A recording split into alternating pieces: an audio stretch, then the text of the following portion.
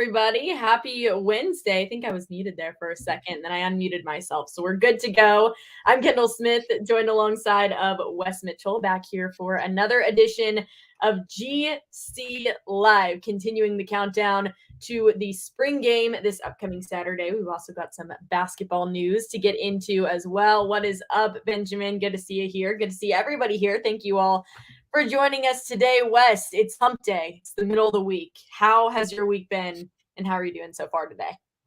I'm good. It's been going great. We are counting down the days. You can tell Shane Beamer, I feel like maybe starting to get excited a little bit for the game yesterday when he spoke.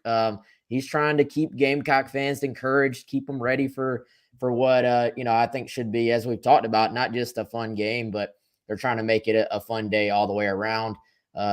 Finished off with fireworks as well, so that'll be good, especially if you got young kids out there. You want to go watch the game and some fireworks. The game is free. Should be cool. So I'm good. I'm excited for the game. I think it's going to be a fun weekend for Gamecock Nation. I think one of the things that we need to get into to kick things off here is a little bit of an update from what we talked about last show on Monday. So we were talking about the format of the game. You and I were both saying we really hope that they don't go back to that drill section of the game where they play like a couple quarters and then they go into drills for the rest of the time. Shane Beamer said yesterday during his press conference that will not be the case. That was the case last year because they were dealing with a lot of injuries, but they're hoping to make it more of a traditional game, more of an actual football game. So I think that's great for fans coming out. I think that makes the hype of the game a lot more exciting. It makes the actual game itself more exciting to watch instead of just sitting there watching a bunch of drills where some people might not know what in the heck is going on. So it was good to hear that. And I'm sure you agree with me, Wes, when I say this is probably the best choice just for overall engagement of the game. Yeah, definitely, Kendall. And, I think when you and I were talking earlier this week, we were both sort of hoping that was going to be the case. I think there were a few people in our chat who kind of said the same. There was actually somebody who commented after the show went off. They said, I really hope it's a real game. So you're going to get that. And you're going to get some live special teams as well. I enjoyed hearing how the special teams have been split into 4 different teams. I also enjoyed hearing that Shane Beamer has no idea what the theme songs are because they're all hip hop or rap songs. He said they were not country music, which I guess is more his in line with his listening norms, I guess you would say. But yeah, so I think it's going to be cool. I think fans will be rewarded if they show up. And I do think if you want to maybe read into that a little bit, it sort of speaks a little bit more to the depth that South Carolina has on this football team this year. If you want to sort of take a football approach to it, last year they really just struggled to put together 2 separate teams, and I think Beamer he told the story how they had a guy who was a walk-on that was brand new to the team, came in as a receiver, and then basically they were like, hey, go play DB. And then he's like on the field for the spring game. So I think that's a good sign for the overall health and depth of the program that you actually feel pretty comfortable just saying, we're going to take the team, we're going to split it up completely, and then we're just going to say, go play. Yeah, and I want to talk about that depth, especially at the quarterback position, because that's something that Shane Beamer talked about yesterday as well. Before I get into that, I did just see a comment from Casey saying that he broke 4 ribs yesterday at work. So want to send him our thoughts, our prayers. So sorry to hear that you're not doing too well, but we hope that you get better, and we're sending you our best. So again, very sorry to hear that, and I just felt like I had to address that because that's hopefully you get some workers' comp, man. Broken rib at work, that's unless you're like a professional athlete, it's pretty tough, man. I know. Yeah, you need to be making sure you're getting PTO. Absolutely, when you're taking this time off. But thanks for joining us on the show. Hopefully it can make your day a little bit brighter. But Wes, getting into that depth that you just kind of mentioned, Shane Beamer talking yesterday about second string quarterbacks, kind of how that's playing out with the reps.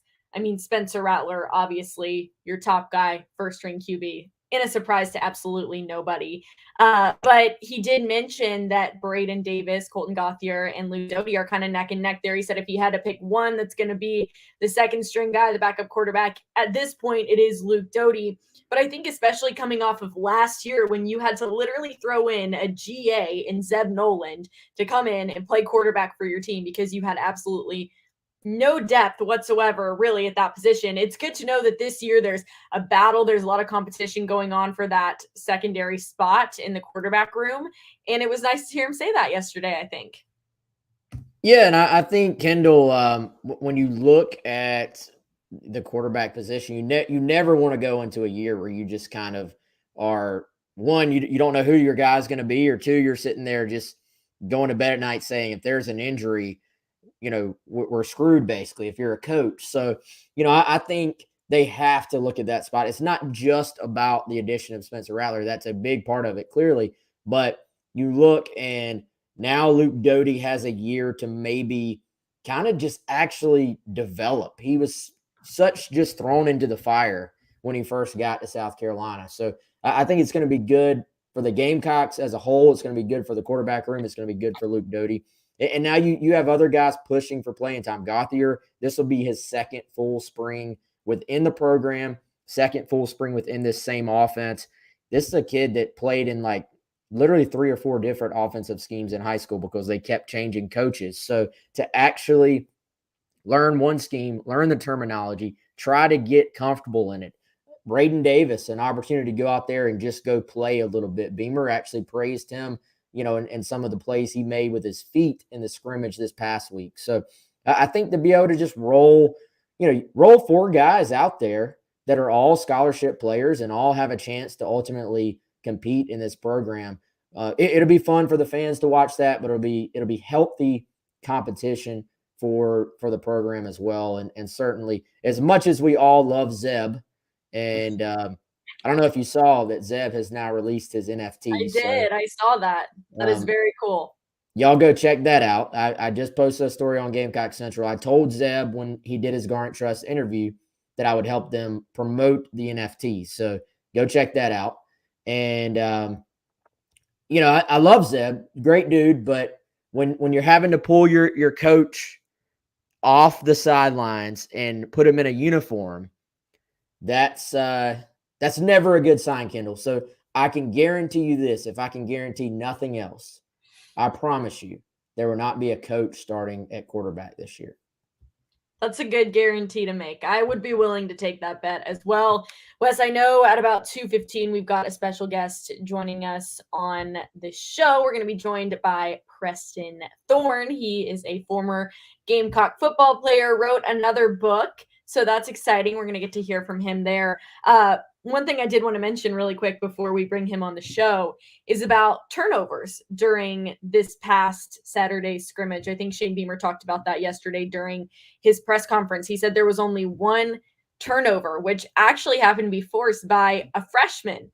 So that's a good sign for South Carolina. I thought that was a nice little tidbit that Shane Beamer put in there. And I think it was Donovan Westmoreland, correct? Who had the only turnover of the game. So good stuff, especially coming from a younger Gamecock, a new guy on the scene, someone who just literally got here, I think, in January. So Kendall, I'll hop in on that. That's a kid. I think people need to remember that name because I don't know necessarily if he's going to be ready this year. Maybe he will be. There's actually better depth, I feel like, at linebacker this year than there was last year. But I kind of like this kid. He played more of like a pass rush edge type role, defensive end in high school. So there's a little bit of a transition to playing more of a true linebacker. I don't think he's big enough to be a defensive end in the SEC, but he started to kind of flash in practice through the final half of the spring. So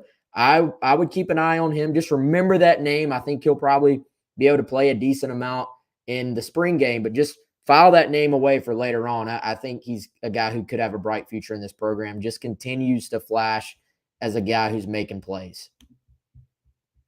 Wes, I lost you there for just a second, but as soon as you finished that statement, I was back in. So You whatever missed some he said, excellent content, Kendall. I'm sure it was great analysis. I'm sure it was. I know that you were saying Donovan Westmoreland is a name that people need to remember. And I think so too. I mean, if you're making big plays like that and you're the only person on the team as a freshman to come in and force the only turnover of the game, that's very impressive stuff. So I see some comments about the parade, by the way, tonight, the women's basketball championship parade. Wes, it's at 6 p.m. tonight. Are you attending? Oh man, put me on the spot, Kendall. I don't know if I'm gonna be there or not. I know I'll say this: Gamecock Central will be there. I don't know if I personally will be there. I got some other stuff going on, but I may try to sneak out there and make an appearance. But as of right now, I know for a fact Mike Uva is going to be there. So Gamecock Well, Central will be in the house, and I'll tell you what, y'all just got to bear with me because men's basketball has announced a few of their off the court hires, and again we're gonna have Preston Thorne join us, and I have not sent Preston his invite link either. So there's a lot happening. This is what happens when you just go live on stuff. And as Kendall knows, I hopped on at 2:01 for our 2 o'clock show today. So it's okay.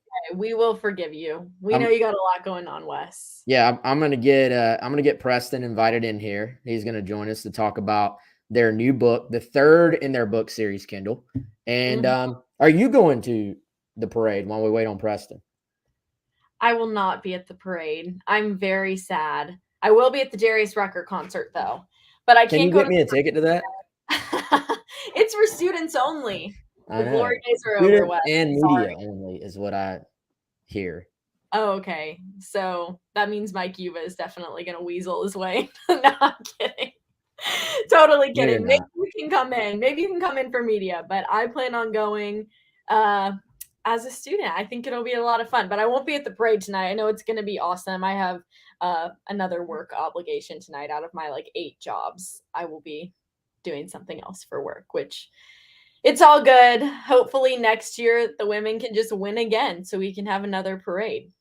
I mean, it seems like they're already, in pretty good shape coming off of last year, basically just losing Destiny Henderson, which shout out to her, drafted by the Indiana Fever in the WNBA draft on Monday night. So huge congrats to Destiny Henderson as well.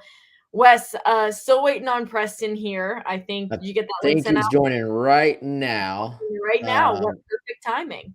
yeah, again, I didn't get the link sent there directly on time. Let's try to bring Preston in. Let's see if we're gonna connect. Um, Preston, my friend, can you hear me yet? We are attempting. Looks like it's still loading from my end.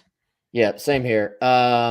Let's give that thing another second. But yeah, Preston's on, gonna talk to us about their newest book. This is third in the Just the Chicken line of books, and we're gonna talk a little bit about some South Carolina football as well with the spring game coming in. Let's see. I think we got him now. Preston, can you hear me now? Oh, Say that again, Preston. Oh man. All right. I tell you what, if Preston, if you can hear me, I'm gonna resend the link. Just come in as audio only because the video is going in and out. If you select the audio only, I believe you'll be able to. I believe you'll be able to join us, and it won't be as much of a strain on the connection. So let me resend that. Tell you what, while we're getting this settled up, Kendall, do you want to tell everybody about our buddy Clint Yeah, Hammond, who is let's do it. the presenting sponsor of every single GC Live show? He is. Clint Hammond is the man, as you all probably already know because you watch GC Live. You're just such dedicated subscribers. But if you need any help regarding your mortgage, if you're interested in buying a home, reach out to Clint Hammond. You can call him at 803-576-4450. See Hammond at mortgagenetwork.com. And we have to mention that NMLS number, it's 71597. certified military home specialist, Clint Hammond of the Mortgage Network. He's been so good to us here at Gamecock Central. We're super grateful for all he does. And let me just say, if I were interested in buying a home right now, I would be hitting up Clint Hammond just like that. So thank you so much, Clint. I love how you got that NMLS number mentioned in there. Well, I know that that's something you have to mention now. I don't know a lot Yeah. about mortgages, but I know that It's a hard thing to say, I feel like. Like N and M rarely go back to back in the English language. So it's a good practice for podcasting. yes. By the way, shout out to my friend Kendall here. I saw you made your debut on the Knights the video board this week. Is that right? That is right. I did. It was very crazy. I couldn't believe it. I've been going to Knights games since I was little because I was born and raised in Charlotte, North Carolina. So it was really cool. But thanks for the shout out. And if anyone's ever in Charlotte this summer, come out to a Charlotte Knights game. I'd love to see you. I'll also be in Columbia covering Gamecock football as well for Gamecock Central. So you're not getting rid of me anytime soon at Gamecock Central either, which is good. Wes, while we wait on Preston to come in, I know that there might be some connectivity issues. I would love to talk about Shane Beamer's message to the fans for this weekend because, like you said, he is very jazzed up. He's very, very excited for the game this weekend, as always. I mean, that's just Shane Beamer's personality. I think every game last year he was ready to go. And this year, same thing. I mean, he gave that message to the fans yesterday like no other. Oh, looks like we've got our guest on. Preston, can you hear us now?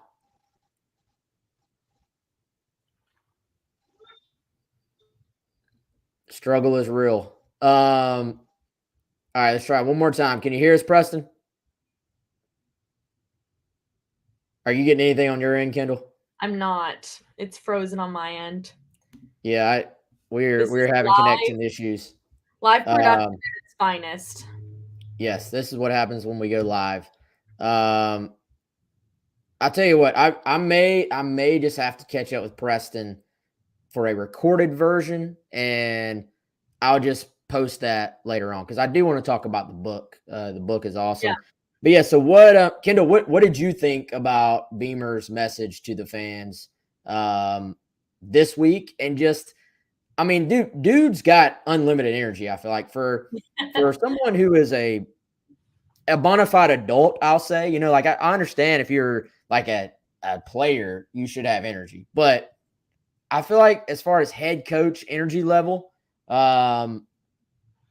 Beamer's got to be top 10 in the country if I'm making a completely off top of my head unofficial list, right?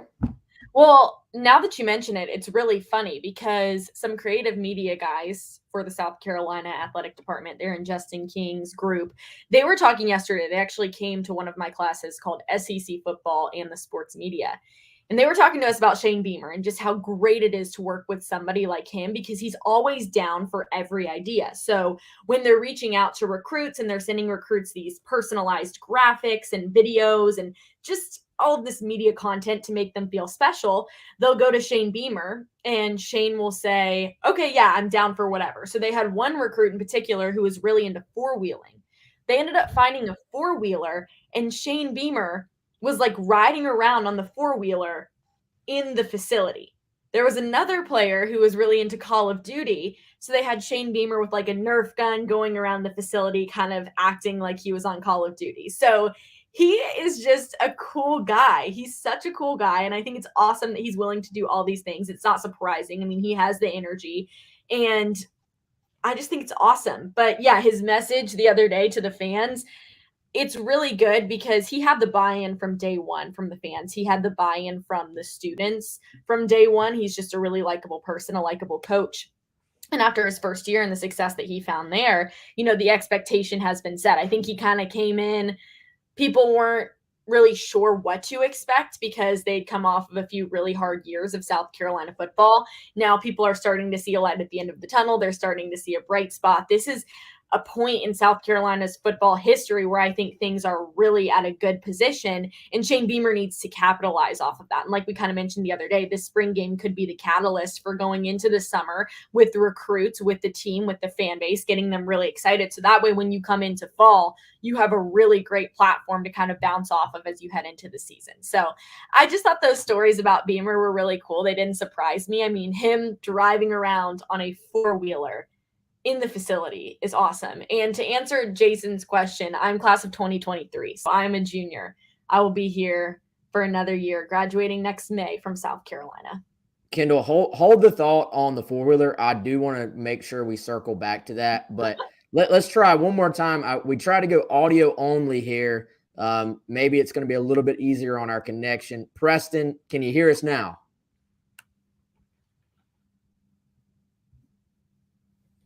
He is texting me.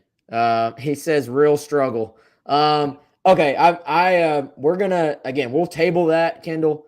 I'll catch up with Preston later on, and we'll chat with him sort of off air, and then we'll get something up, because I do want to talk about the book.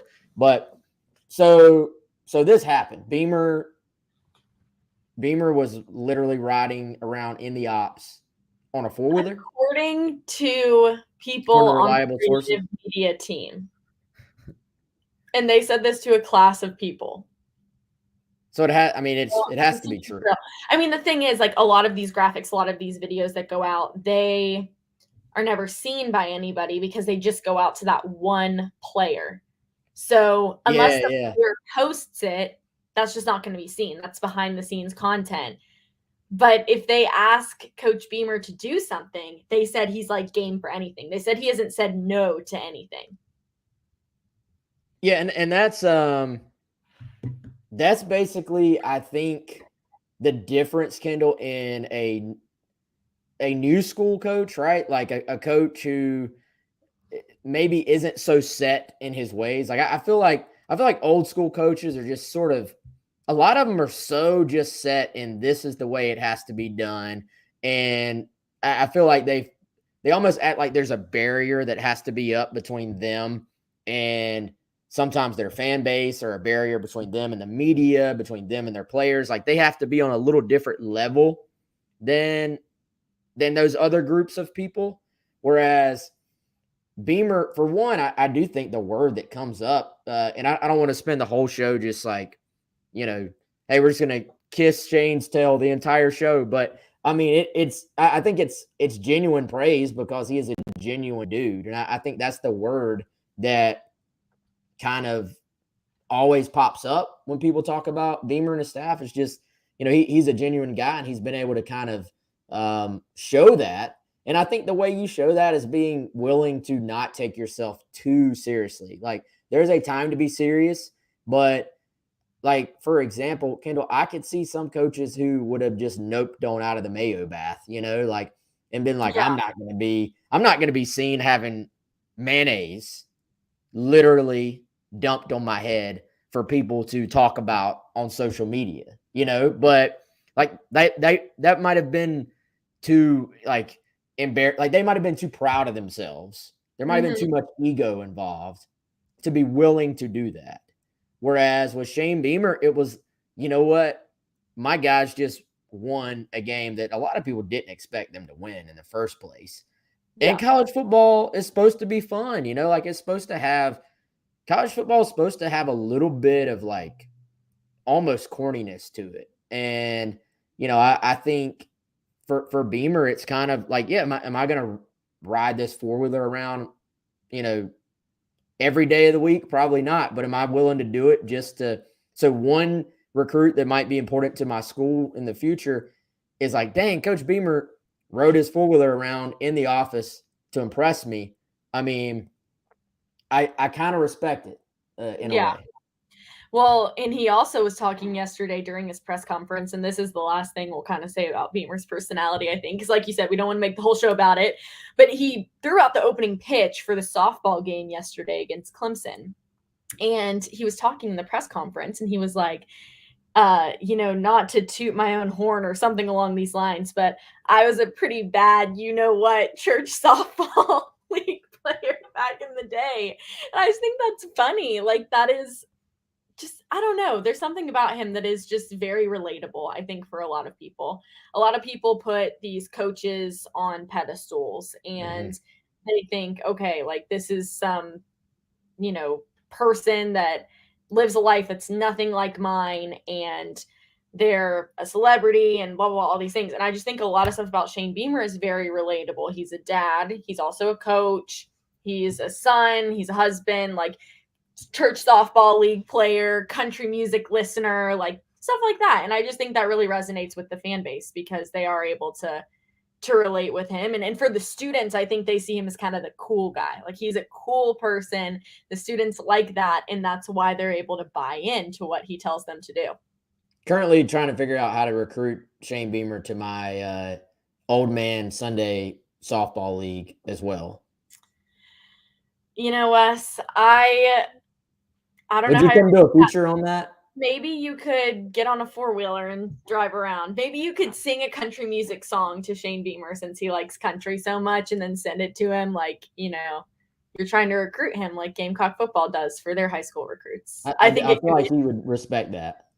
So also for the spring game, I think something we need to talk about is kind of the format of the teams. So I think Beamer said yesterday that he's leaning towards having a head coach for both teams. So he wants to kind of go around the field. He wants to be seeing everything that's happening and not so much worrying about coaching the actual games. So yesterday he said he was going to meet with Satterfield, White, and Limbo to kind of see where that would go. What do you think about that, Wes? You think that's a... Yeah, I think that's cool. And I think, Beamer's going to kind of be like almost the head ref, like he's going to have the final say on a lot of things. So I think from his standpoint, he's going to be focused on a lot of other different things. And I think if you're going to truly split this thing up and have a competition, then yeah, let's really split it up. Like let's have half the coaching staff with one team, half the coaching staff with another. I'm almost hoping there are some rewards to this thing as well. Like maybe I've seen coaches in the past, Kendall, do like steak for the winners and burgers for the losers. Like I think you can take you can take this thing to another level if you want, as far as how much you want to make the competition matter, in my opinion. Right. So yeah, they're talking about a true split. And, Beamer said he literally was sort of like, all right, Jordan Strong on one team, Jordan Birch on the other. You start to sort of split things like that. And then it sounds like they're probably going to split the coaching staff as well. So I think it's going to be cool. I think it'll make for a better product on the field as far as the fans seeing more of an actual game as well, like we talked about, which has kind of got me thinking, if you were putting together the teams, let's say they actually did it like playground style. First pick. You can't use a quarterback, right? So you can't pick Spencer Rattler. Let's say this is Spencer Rattler's team and Luke Doty's team, right? Who's your number one overall pick? I think there's some cases to be made for a lot of dudes. And also, Kendall, don't know if there's like that true one just above all else superstar either. Like, I think you have a lot of good players that you could make a case for being the pick, but I don't think you necessarily, especially if you're taking out the quarterbacks, have that like elite guy that you would pick either. So who I don't you picking, know. Kendall Smith? That's a really good question. That is a really, really good question. I feel like that's the question you would have asked me, which is why I went ahead and asked you first. You went into my head for that one. I think I would have to pick a defensive player because defense wins championships. So if you know that you already have either Luke Doty or Spencer Rattler on your team because it's Team Doty and Team Rattler, I'd probably pick a defender. Actually, earlier today, Spencer Rattler said that Cam Smith is the best defensive back that he's ever gone against. He said that he's the truth. So maybe Cam Smith. I mean, I'm a big fan of a good cornerback. I played cornerback in my Powder Puff days back in high school. Really? Learn something new every day about Kendall. Yeah, so maybe Cam Smith. Definitely a defensive player, just because, like I said, defense wins championships. And South Carolina's defense last year was more promising than the offense. Of course, that's going to change. I mean, South Carolina's offense has a lot of new faces, a lot of new players this year, but just based off of what I know, the scheme they were in last year, I think I'd go defense. What about you? Yeah, you know what? As I was like cycling through players in my head, Cam definitely popped up. Like I think that's a great pick. And I was sort of leaning thinking maybe a Josh Van because I think he's the most proven wide receiver. But Yeah. if I have Josh Van and you have Cam Smith, then you're putting Cam Smith on Josh Van, right? Like you're going to try to lock him down. Absolutely. So yeah, I actually really like that pick, Kendall. If everybody was healthy, I'm taking Jaheim Bell. Now, Yeah. Jaheim has been banged up. So, but if I had the full roster and everybody's healthy, I'm going to take Jaheim Bell because I can move him around. I can line him up at true tight end. I can line him up spread out wide. I can put him in the backfield. You're not going to be able to chase him around with Cam Smith every spot he lines up at. So I'm going to take Jaheim. Am I allowed to take Jaheim? You can take Jaheim. I'll allow it. I would like to know, though, and I guess this could kind of be like on the same wavelength as the question of who would you pick first. If you had to pick a transfer player that we're going to see for the first time in a game setting this weekend first, who would you pick? And that kind of also is like the same question as who are you most excited to see out of this batch of transfer players? Obviously, Spencer Rattler cannot be a choice in this because everybody would say Spencer Rattler. So somebody besides Rattler, who would you pick? / like who are you most excited to see this weekend of the spring game? Yeah, I love how anytime we do these polls or they do these polls on the radio, they have to be like other than Spencer because it's like he's going to be the top pick regardless. But I'll give you my top two, and then I'll give you my one. My top two would be my defensive guy would be Devontae Reed. My offensive guy would be Antoine Juice Wells. For one, he's got a nickname Juice. Like that's guaranteed to probably be a pretty good player. And two, Devontae's just been so good and so important. I think for this defense, when you look at losing Jalen Foster, there's not a lot of depth at safety. I think that's one of the biggest concerns on the entire team going into this offseason will be who are the backups at safety.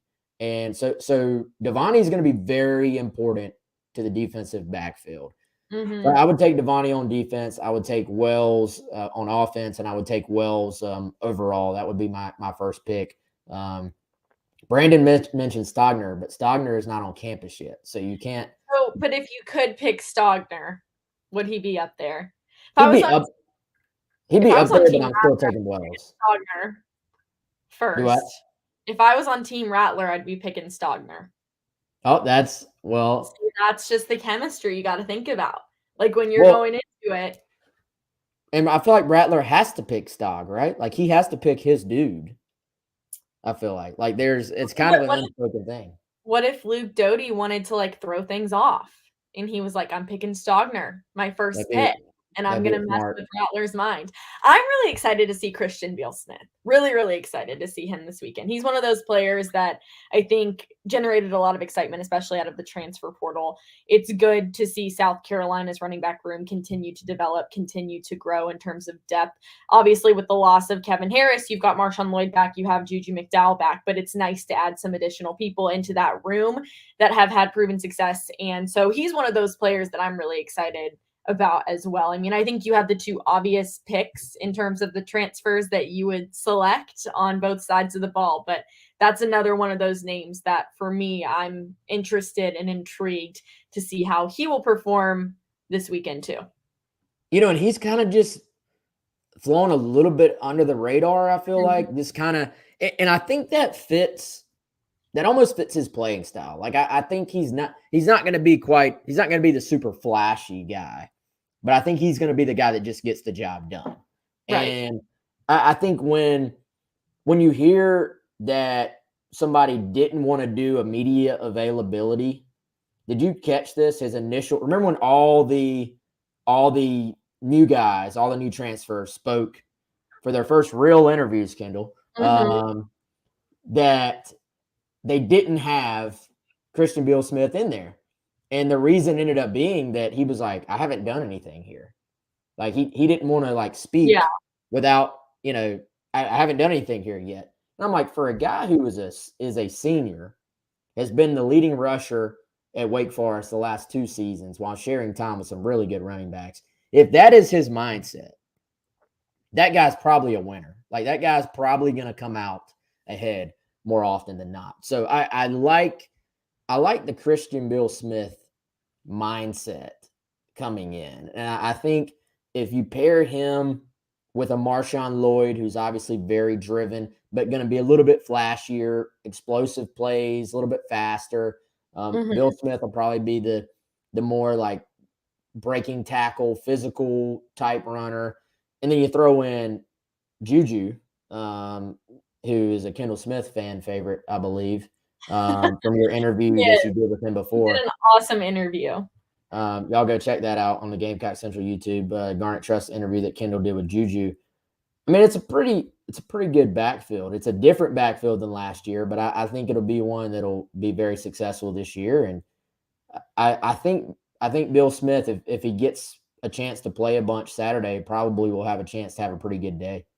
And you have to hope that the running back room is able to perform at the start of the season a little bit better than they did last year. Now, obviously, a lot of that stemmed from offensive line issues, which we haven't really gotten into the O line a whole lot on GC Live over the last few days, but that was a huge concern on last year's team. And you had a running back room that was so deep, and you had a lot of very talented players there. But especially at the start of the season, it took a while for them to start generating some explosive plays to really get their feet underneath them and get going. So this year, obviously, it goes hand in hand. To have a strong run game, you also need to have an offensive line that does their job. But that's another thing this weekend that I am very, very looking forward to, is seeing the O-line. I just want to see what improvements might have been made, any adjustments, any switch ups. You have a lot of players from last year coming back who were on that O-line who will be here again for this upcoming season. So working with what you had last year, maybe switching a few things up, trying to do something at least a little bit different, because like we said at the beginning of the season, it was just not meeting the expectations that people were having for them. How important do you think it is? I won't just say O line. How important do you think it is for the O line and just kind of the offense in general to have a decent day on Saturday? From a fan reaction, fan excitement. Beamer was asked kind of, about that. And, his point was like, all right, the offense has a great day. Everybody's going to be like, oh man, what's up with the defense? The defense has a great day. Everybody's going to be like, the offense sucks. There's some truth to that, certainly. But I also think with the way last year went, with the way the offense played last year for, you would say, a large portion, I think you could fairly say a large portion of the season, I think it's more important for the offense to have like at least a solid day, right? Like I feel like people will Yeah, give the defense a benefit of the doubt, they will. but They I definitely. feel like the offense needs to have some success and the offensive line. Yes, and if they don't, it's going to start an entire doom and gloom situation where people are freaking out. Our offensive line is terrible again. It doesn't matter how good Spencer Rattler is. He's going to have no time to throw the ball. It doesn't matter how deep our running back room is. They're going to have nowhere to run the ball because our offensive line is so bad. I think the O-line playing well on Saturday is maybe the most important factor of this game in terms of just how the perception of South Carolina football will be shaped heading into this summer and into this fall, because that was the area that struggled the most last season. It was probably the area that got the most amount of complaints. Offense as a whole, I think it's also more important that they show out on Saturday versus the defense, because like you said, the defense last year showed a ton of bright spots. The offense did have moments like in the Duke's Mayo Bowl where they came out and you're like, is this the same offense that was playing against Texas A&M? Like, what's the deal? But Clayton White in the defense were fairly consistent throughout the entire year. Clayton White did not get nearly as many complaints from the fan base as Marcus Satterfield did. I think people are going to be placing Satterfield under a microscope this year. Obviously, same thing with the offensive line, too. And this Saturday is going to be the first real look into, okay, what adjustments have been made in the offseason? What adjustments have been made this spring?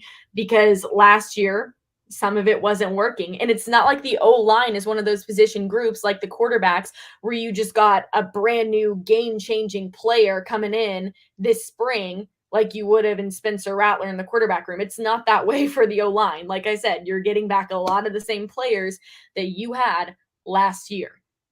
So, what do you do with that? How did you change it? And then if it doesn't go well on Saturday, that's just not going to be great in terms of the outside noise because it's already one of those things that people are placing under a microscope. Defense doesn't play well. It's, oh, they had a bad day. Offensive line and offense doesn't play well. It's, oh, same, you know what, different year. Agreed. And I think people naturally have too high of expectations for their offensive lines in general because, Mhm. I think it's kind of like, well, if the O line doesn't dominate, then that was a bad day for the O line in a lot of people's eyes. And it's like, well, in this league, you're going up against NFL defensive linemen every single week, just about. So Mhm. you're gonna have some gives and some takes. Like you're gonna sometimes you just need it doesn't have to be a win by the O line. It just has to be like a stalemate, basically, by the O line. And I think for South Carolina, now it was way too far on the other end of that. It was way too far down towards the bottom of the league as far as overall O line play last year. So if it's kind of like it looks similar, a lot of fans are going to just there's a big.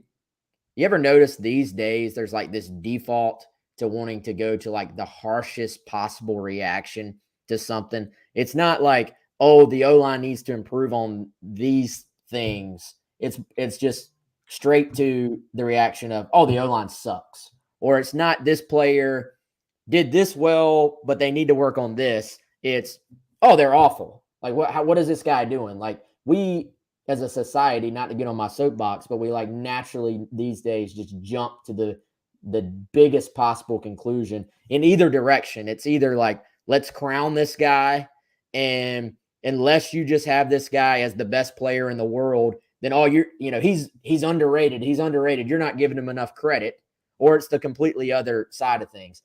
I think the O line's not going to be dominant this year, y'all. Like I think we can just like no very few O lines are actually dominant, but I think what you're going to want to see, Kendall, is overall improvement. Less of those just silly looking mistakes where you see an O lineman where it's like a mental thing where somebody just lets a guy go, just like passes them off and nobody blocks them. Those are the things you got to cut down on. And I think some of that will come with being in this system for a second year. I think it took the O line a long time to get settled into what they were doing and what they were being asked to do. I think they made some adjustments as the year went on last year that were well received. And I think the competition, you've got 6, 7, 8 guys that have all played. So I think the internal competition at that position is going to be huge because, to your point, there's no transfer portal answer coming in. It has to be by the guys who have been here. Now could a trade? I think Trey Jones. That's a name people aren't really talking about. He's pushed. Adkins bragged on him quite a bit a couple of weeks ago when he spoke to the media. So maybe you have some younger guys who haven't played as much who start pushing some of those veterans. But for the most part, Kendall, it's got to be the same guys that have been here the last few years. They're going to be the ones who are tasked with getting more comfortable and stepping up. And it's also going to be on the quarterbacks to get the ball out quicker. Mhm. I see a comment in the comment section about TJ Sanders. Very great that that was brought up because I just finished a Garnet Trust interview with him. So that'll be coming out Really? soon. Yes, I know that he is a player that his name has been coming up a decent bit during this spring practice period. So that will be coming out soon on Gamecock Central, either tonight or tomorrow, maybe tonight now, since I've been prompted by the comment section about TJ Sanders. Also, a question about tailgating at the spring game. I think tailgating is a thing at the spring game. I know they're doing a tailgate across the street from where I live at the fraternity lots, so I would assume everybody else is too. Hey, Kendall, confirm something for me. Mm-hmm. Is Sean Kingston Yes, he's going to be at South Carolina for the spring game at the frat lots? Sean Kingston is going to be at the frat lots this Saturday, 3 to 8 p.m. I don't know what time he's performing exactly, probably closer to 8. But yeah, if y'all don't Wow. know Sean Kingston, he is a singer who was very popular in the early 2010s. He has a couple of hits that were very Beautiful famous. Girls, right? That's Yes. Fire Burning is another one that everybody knows. So he has a few bangers. He's not a one-hit wonder, I will say. So that's a pretty good pickup for the frat lots. I he's will like a not be, 3-hit wonder, I feel like. yeah, like a 3-4 hit wonder. He has a few like very popular songs and then a few songs that played like they were popular, but they were not like chart topping. But hey, that's a pretty good. That's a pretty good get, especially for the spring game. A lot of people I know are going to be in attendance. So, yeah, Sean Kingston, the kid who was a singer like 15 years ago.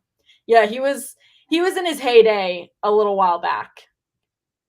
But does that hurt attendance for the game though? If he's not gonna go until more like 8 for students? That's a good question. I think because it ends at 8, it should be fine. Like I don't know for a fact if he'll go closer to 8. I think since they start at 3, I think he'll probably go closer to like 6:30. Okay, so That's he'll finish it. Hopefully he'll finish up and then yeah, everybody will come on over to the gravitate, yeah, to the game. exact. All right, what were we talking about? We're talking about tailgating. Yes, you can tailgate. Mhm. I feel like there's been a lot of questions that I've seen on social media about how this thing's actually going to work. Like when can I be in there? Do I have to have a ticket? Like, what lots are open? Mm, So USC sent out a release. I'm going to post that on Gamecock Central for free for everybody. Again, it's been embedded in some of our other content. I'm going to post, y'all check it out on Gamecock Central. I'll post like, here's everything you need to know. Because you can tailgate. It's definitely a thing. There will be a lot of people tailgating, I imagine. There's lots of other little, the Cocky 5K is going on, the baseball game's going on, Patrick Davis concert going on. So it's not just Sean Kingston concert going on, mhm, apparently, if you're a student. But so it's not just, hey, show up for the game. Like, go out there, make a day of it. It'll be fun. It'll be a good time. But mhm. how did your interview with TJ Sanders go? It was good. It was a good interview. It was a lot of fun. We actually did it like a week or so ago. I just haven't posted it yet because there's just been a lot of other stuff going on in the world of Gamecock athletics and in the world of the Charlotte Knights. So I've been traveling back and forth, Lord of but Kendall Smith. but tonight it should be up. It was a good interview. It was cool to talk to him, kind of get his insight. I always enjoy talking to linemen because I think that they're very underappreciated. And this is something that I've talked about with a lot of linemen, especially offensive linemen.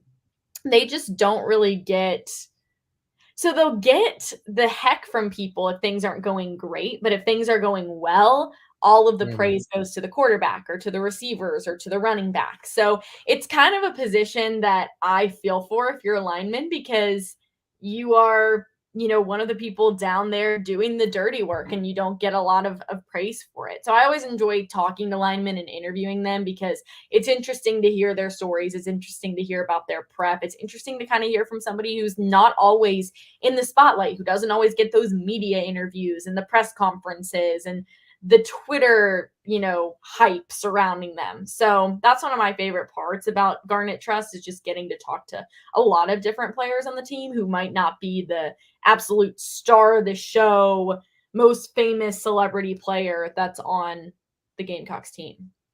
I think I think D linemen get a little bit more shine Mhm. than I feel like O linemen. Yeah. They really like if you're not good, and again the expectations are so high, and then we don't even know what the play like what a guy was supposed to do a lot of times on a particular play. Yet we're still like, why did this guy miss that block? And I think it's really a tough spot to play because, to your point, nobody's wearing the offensive lineman's except maybe their mom. Nobody's wearing their jersey in the stands at the game, and yet the second there's a sack, you get lumped in with the entire rest of the O line, right? Like, oh, these guys suck. Yeah. So it's a tough life. Like you gotta have a different mindset to play O line, especially at this level with everybody watching you on TV, 80,000 fans. I like that though, Kendall. Maybe we need to make a more concerted Garnet Trust effort to talk to some offensive linemen. We had a great time at the zoo We did. with a bunch of O linemen, Mhm. spearheaded by EDUG, Eric Douglas, who put together a zoo day for local kids here in the area. And Kendall and I went out there for that. It was really awesome. And the guys, a lot of them off the field are like gentle giants. Like they were outstanding with the kids. And so, yeah, we need to feature more offensive linemen. We had a question on here, Kendall, about is Rick Sandage healthy? I have not seen a lot of Rick out there. He is a guy who has um, had the injury last year, was sort of it was slow healing, from what everybody has said. So a lot of people have asked what's going on with Rick Sandage. There just has not been many updates or much word about him. So I don't know exactly what the deal is there, but I don't think he's done much. It doesn't sound like as far as like being out there and or making some plays this spring. So we will certainly see if he can continue to get back to 100% health. Yeah. What else we got, Kendall? We got anything else on your mind over there? Nothing really about football. I mean, we mentioned the 3 hires for men's basketball, which, always exciting to see a new coach growing his staff. We got a question about 40,000 in attendance at the spring game. Over under on that, Wes. What do you think? I'll go slightly over, Kendall. Slightly over. Yeah, if y'all don't have at least 35,000 people there, I'm going to be disappointed in you. Like that's my baseline. So I'll say a little bit over that, a little bit over 40. That is very doable. And as you mentioned, Kendall, the men's basketball team did announce 3 hires: David McKinley, Colby Arundel, and then Roman Dispacali. Sorry, Roman. I'm sure I just butchered that. My new friend. Um, McKinley is the director of player development. Colby is the director of basketball ops, and Roman is the video coordinator. So we're seeing, these final pieces kind of get put together as far as the basketball staff. But Kendall, there is one more vacancy for an on the court Mhm. hire, which would be Yep. the final spot for Lamont Paris's staff. Obviously, we know he's already hired Kerry Rich as special assistant to the head coach, and he's brought in a couple of other guys, Tanner Bronson and Eddie Shannon, who were on his staff at UTC as well. Mm-hmm. And we just had another question. Who is the new transfer Dawn brought in from Georgia Tech? That is Kara Fletcher. So she signed yesterday. She made it officially official with the Gamecocks, and just in perfect timing because, like we mentioned earlier in the show, tonight the South Carolina women's basketball team, they are having their victory parade in downtown Columbia. So the whole map of that is on GamecockConline.com. You can go over there to kind of figure out if you want to go out there, where to go, where the parade is starting. I know it ends at the State House. So that is tonight at 6 p.m. If you can't come, Gamecock Central will have all of the coverage you need. You'll feel like you were literally there because we'll have lots of video, lots of social media content coming out for you. So if you're not already subscribed, That is a great shameless plug to head over to GamecockCentral.com and be sure to subscribe, because as we continue with baseball season, as we continue with basketball news, whether it's new players committing to Coach Lamont Paris or coaching hires or Dawn Staley just continuing to crush it in whatever she does, and as we go on with the spring game and then head into summer, there's going to be a lot to talk about with Gamecock sports. We're going to give you comprehensive coverage 24/7 at GamecockCentral.com. How interesting is it, to your point, that Kiera Fletcher signed yesterday? I think you're onto something. I believe she just wanted to be a part of this parade, maybe. Well, I don't know if she's gonna get to be in the parade because she wasn't on the team. I feel like you probably can't be in the parade, but it was a good effort on her part. If I were a new signee, like a transfer, and I wasn't on the winning team, I would not be in the parade. Yeah, I don't think you want to be, right? Just because it's kind of like, you didn't win. Do you think Destiny will be there, because she was in New York? I think she'll be there. Okay. I think she will, because she still has to finish school. Oh yeah, true. They're at school. That's a she thing. hasn't graduated yet, so she still has to go to school for the next 3 weeks. Next week is the last official week of class. Wait, really? So y'all's semester is almost over? It's almost over. So we have this week. That's exciting. Next week, and then we have reading day on, I think, Tuesday, the 26th of April. I think that's what that day is. And then Tuesday the 26th, and then we'll start exams and be done. And then I'll be a senior. You will be officially a senior. Crazy. That is exciting. Time. Kendall, you know what? We almost did the whole show without talking about our friends at Liberty Tax. So I was about to say. Oh, you were? Okay, you were reading my mind. Let's talk about our good friends at Liberty Tax, because it is almost tax time, and by almost I mean you got less than a week to do your taxes, and it is April 18th this year is the deadline. And something that I maybe never really knew before, if you owe taxes, then they're due on that day. Like, it's not just filing taxes. I know a lot of us get money back from their taxes, but if you end up owing the government, it's a little messed up. They take a couple weeks to give you your return, but if you owe money to them, you better have it ready. So April 18th is the deadline. Overcome your tax anxiety, 803-462-5576.